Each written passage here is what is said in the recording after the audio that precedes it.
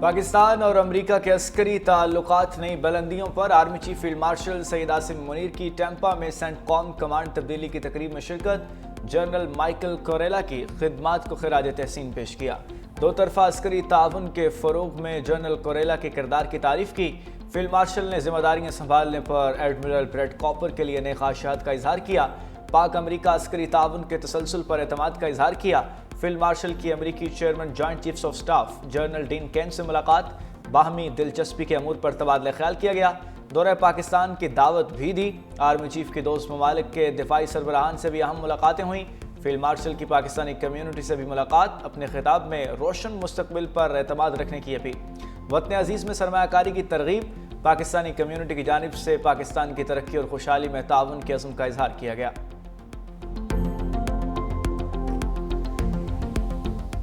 کراچی میں ڈمپر تلے کچلے جانے والے بہن بھائی کی موت کا مقدمہ درج۔ ہیوی ٹریفک کے حادثات میں جاں بحق افراد کی تعداد 564 ہو گئی۔ ڈمپر تلے کچلی جانے والی ماہنور اور احمد رضا کی میتیں سرد خانے منتقل۔ نماز جنازہ ادا، سپرد خاک کر دیا گیا۔ حادثے میں جاں بحق ہونے والی ماہنور کی آئندہ ماہ شادی تھی۔ حادثے کے بعد مشتعل افراد نے 7 ڈمپر جلا دیے۔ ڈرائیور پر بھی تشدد۔ پولیس نے موقع پر پہنچ کر ڈرائیور کو تحویل میں لے لیا۔ فائر بریگیڈ کے عملے نے موقع پر پہنچ کر آگ بجھائی۔ حادثے میں زخمی والد ہسپتال میں زیر علاج۔ گورنر سندھ کامران ٹسوری نے کہا مشتعل شہری قانون ہاتھ میں لینے سے گریز کریں۔ سندھ حکومت حادثے کے ذمہ دار ڈمپر ڈرائیور کو قرار واقعی سزا دلوائے۔ قاتل ڈمپر نے ماہنور کے عروسی جوڑے سے پہلے ہی کفن پہنا دیا۔ 22 سالہ ماہنور کی اگلے ماہ شادی تھی۔ والدین بیٹی کے لیے جہیز کا سامان خرید رہے تھے مگر قسمت نے ہاتھوں کو مہندی سے سجانے کا وقت ہی نہ دیا۔ خوشیوں میں بھرا گھر ماتم میں تبدیل ہو گیا۔ ایک لمحے میں سب خواب الٹ گئے۔ زخمی والد کو بیٹی اور لخت جگر کی موت کی اطلاع نہیں دی گئی۔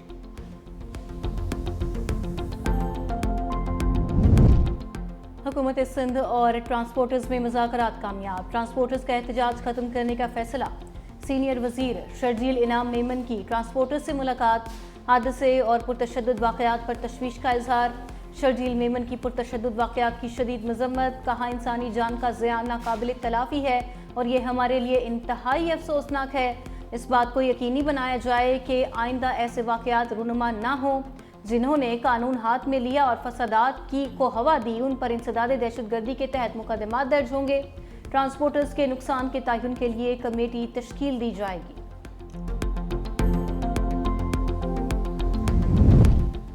وزیر اعظم شہباز شریف سے بلوچستان کے طالب علم اکرام اللہ کی ملاقات۔ اکرام اللہ کاکڑ نے راولپنڈی بورڈ کے میٹرک امتحانات میں تیسری پوزیشن حاصل کی۔ وزیر اعظم نے کہا اکرام اللہ محنت سے اپنے ہدف کی طرف گامزن ہے۔ طالب علم اکرام اللہ کاکڑ نے کہا آپ سرپرستی نہ کرتے تو کامیابی نہ ملتی۔ CSS کر کے قوم کی خدمت کرنا چاہتا ہوں۔ اکرام اللہ کا گھر سیلاب میں بہہ گیا تھا۔ وزیر اعظم نے قلعہ سیف اللہ کے دورے پر اکرام اللہ کے تعلیمی اخراجات اٹھانے کا اعلان کیا تھا۔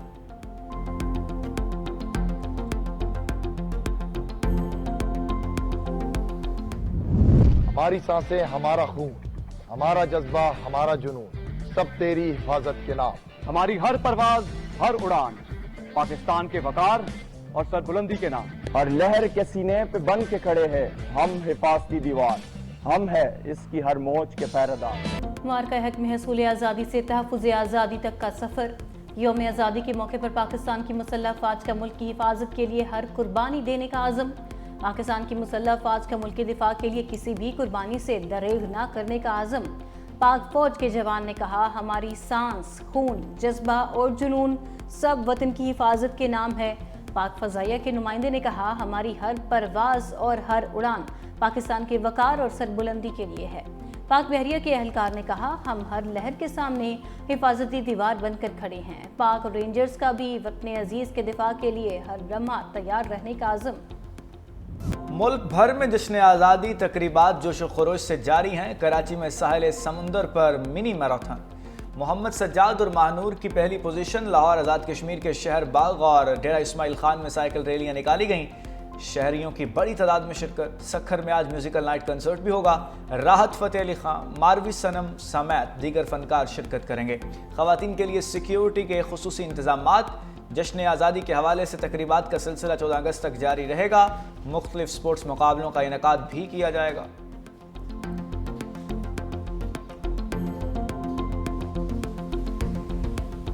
پاکستان نے، پاکستانی افواج نے، پاکستانی فورسز نے، پوری قوم نے مل کر بھارت کو عبرتناک شکست دی ہے، اور اس عبرتناک شکست جو بھارت کو پوری پاکستانی قوم نے دی ہے، اس کے آفٹر افیکٹس آج دن تک بھارت اس اسٹیٹ آف شاک سے نہیں نکل سکی ہے۔ کل ان کا ایک ایئر فورس چیف جو ہے پیدا ہو گیا اچانک کہ جی ہم نے بھی گرائے۔ ان کے ملک میں اتنا ان کے اوپر لعن طعنہ ہوا، اتنا ان کو مودی حکومت کو، انڈین آرمی کو، انڈین ایئر فورس کو لوگوں نے جس طرح کرٹیسائز کیا ہے بھارت میں بیٹھ کر، بھارتیوں نے اب اپنی فیس سیونگ کے لیے کہہ رہے جی ہم نے یہ بھی کر دیا، ہم نے وہ بھی کر دیا۔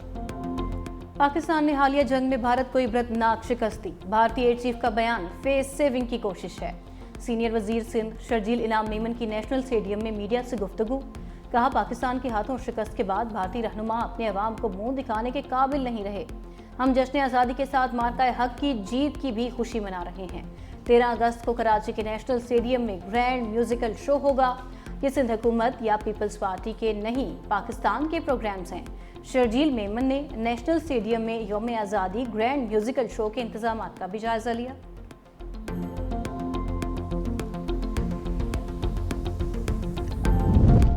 سندھ کی اقلیتی برادری کے لیے بڑی خوشخبری، مارکہ حق اور جشن آزادی کی خوشیوں میں شامل کرنے کے لیے اقلیتی محنت کشوں کو ای بائکس دینے کا فیصلہ۔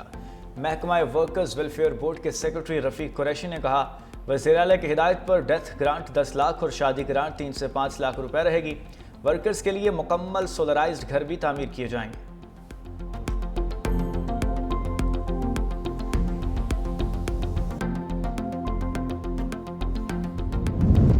پاکستان اور امریکہ کے دو طرفہ تجارتی حجم میں 16% اضافہ، 365 نے اعداد و شمار حاصل کر لیے۔ گزشتہ مالی سال پاک امریکہ تجارت کا حجم 7 ارب 59 کروڑ 80 لاکھ ڈالر رہا۔ پاکستان کی امریکہ کو 5 ارب 83 کروڑ ڈالر کی برآمدات، گزشتہ سال کی نسبت 10% اضافہ ریکارڈ کیا گیا۔ امریکہ کی پاکستان کو درآمدات کا حجم 1 ارب 76 کروڑ 30 لاکھ ڈالر رہا۔ درآمدات میں گزشتہ سال 40% اضافہ ہوا۔ ایک سال میں امریکہ کے ساتھ پاکستان کا تجارتی سرپلس 4 ارب ڈالر سے زائد تھا۔ مودی سرکار ہر محاذ پر ناکام، معاشی اور سفارتی ناکامیوں کے بعد اپوزیشن کی جانب سے انتخابات میں دھاندلی کے سنگین الزامات نے مودی کی مشکلات بڑھا دی۔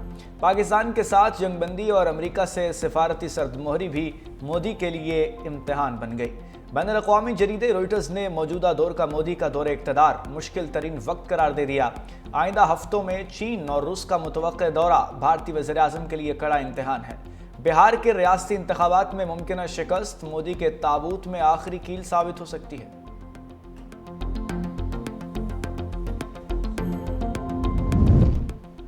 ڈیپٹی وزیر اعظم اور وزیر خارجہ اسحاق ڈار کا ترکیہ کے وزیر خارجہ حکان فیدان سے رابطہ، دو طرفہ تعاون اور علاقائی اور عالمی امور پر تبادلہ خیال۔ دونوں رہنماؤں کا غزہ کی سنگین انسانی صورتحال پر گہری تشویش کا اظہار۔ اسرائیل کے مکمل فوجی قبضے کے منصوبے کی شدید مذمت۔ اسحاق ڈار نے کہا اسرائیلی منصوبہ بین الاقوامی قوانین اور سلامتی کونسل کی قراردادوں کی کھلی خلاف ورزی ہے۔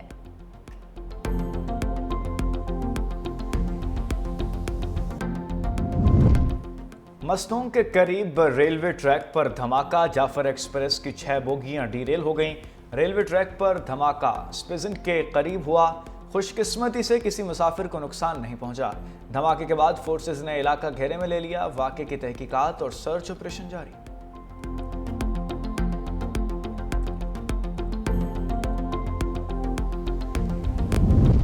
کوہستان سکینڈل صوبے کا نہیں بلکہ وفاق کا معاملہ ہے۔ سابق حکومتوں کی کرپشن کو ہمارے خلاف ہتھیار بنایا جا رہا ہے۔ وزیر اعلیٰ خیبر پختونخوا علی امین گنڈا پور کہتے ہیں ملک میں آئین و قانون نام کی کوئی چیز نہیں، عوامی نمائندوں کو بلا وجہ نااہل کر کے ان کے حقوق چھینے جا رہے ہیں۔ رجیم چینج سے حکومت گرانے کے بعد پی ٹی آئی حالت جنگ میں ہے۔ یہ پاکستان اور آزادی کی جنگ ہے اور ہم آخری دم تک لڑیں گے۔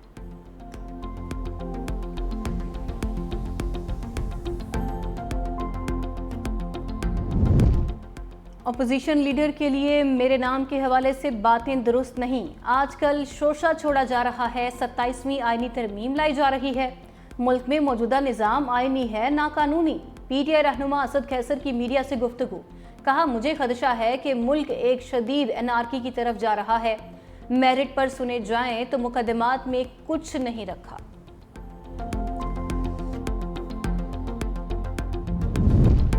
गजा में भूख और कहत का राज, सफाक इसराइल की पैदा करदा गजाई किल्लत से मजीद 11 फलस्तीनी इंतकाल कर गए। भूख के बायस होने वाली अमवात 212 हो गईं। जबालिया, खान यूनुस और दीर अल बलाह समेत गजा के मुख्तलिफ इलाकों में वहशियाना बमबारी का सिलसिला न थम सका। मजीद 50 फलस्तीनी शहीद, शोहदा में 21 अमदाद के मुतलाशी अफराद भी शामिल थे।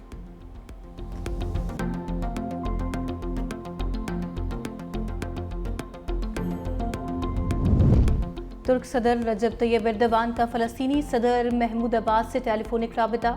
गजा पर इसराइली हमले और काबिज फौज के मुकम्मल कंट्रोल के फैसले पर इजहार तशवीश। तुर्क सदर ने कहा, इसराइल का गजा पर कब्जा किसी सूरत कबूल नहीं।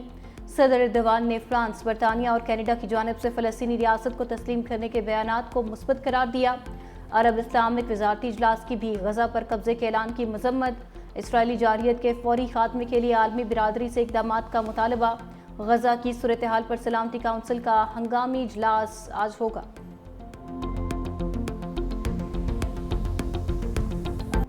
लाहौर समेत पंजाब के मुख्तलिफ इलाकों में कहीं तेज़ कहीं हल्की बारिश। महकमे मौसमियात की 13 अगस्त से लाहौर में बारिशों के नए स्पेल की पेश गोई। मुल्क के 3 बड़े डैम में पानी का ज़ख़ीरा 1,03,82,000 एकड़ फिट हो गया। 5 माह बाद आबी ज़खायर 80% तक भर गए। पावर डिवीजन के मुताबिक मार्च में इस्तेमाल पानी का ज़ख़ीरा 0 हो गया था।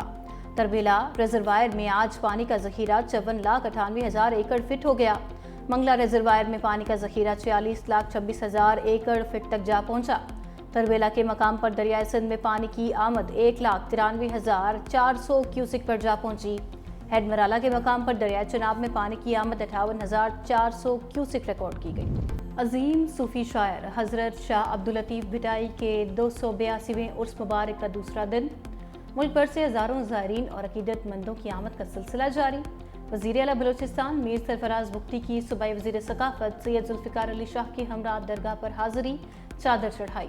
गवर्नर सिंध कामरान ठिसोरी की भी मज़ार पर हाज़िरी, फातिहा ख़ानी की।